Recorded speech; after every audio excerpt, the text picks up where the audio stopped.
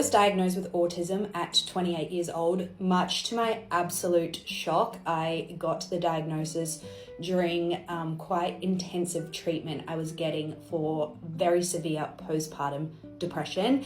And here are behaviors and traits and things I had done my entire life that I thought were completely neurotypical and made me absolutely crash out when I discovered they weren't. First up, I often forget to start communication with people with like small talk or greetings. So like where other people will say, hey, hello, how are you? How's your week been? Whatever.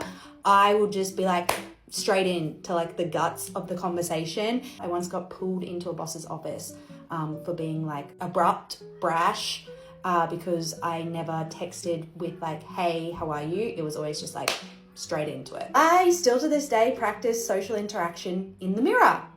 I did not know that this was not normal, and I thought every single person did this. It's not as prevalent now in adulthood, but let me tell you, in my teenage years, I would practice like what I would look like dancing with boys in the mirror, or like what my facial expression should be when people told me certain things or when I had certain interactions with people. Apparently, neurotypical people just do that intuitively. I'm extroverted, which isn't really like a trait of autism. It was more so something that I used to use to be like, well, there's no way I have ASD because I'm such an extrovert.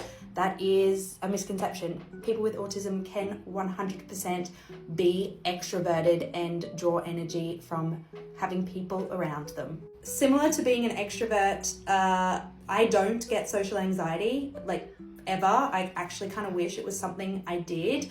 I'm very like logical and very like in the moment, and I don't really like spend time ruminating on things that I said and if people interpreted them weird later. Like my brain just doesn't sort of work that way, and I just kind of say what I need to say and speak. I can only adequately display 2 emotions, like at a developmentally normal adult level. This is called alexithymia.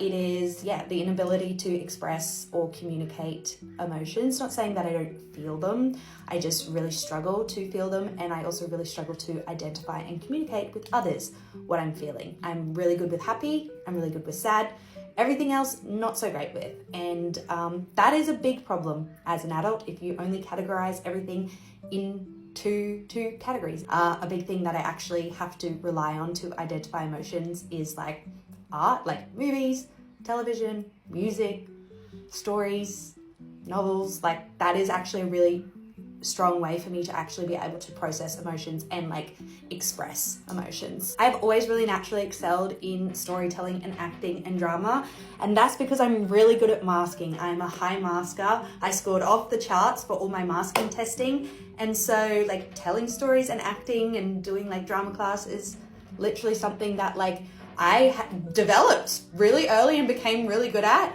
And so I found this like very natural and very easy. Okay, this video is already 3 minutes long, but I still have like quite a few things left on my list. So if you want a part 2, let me know.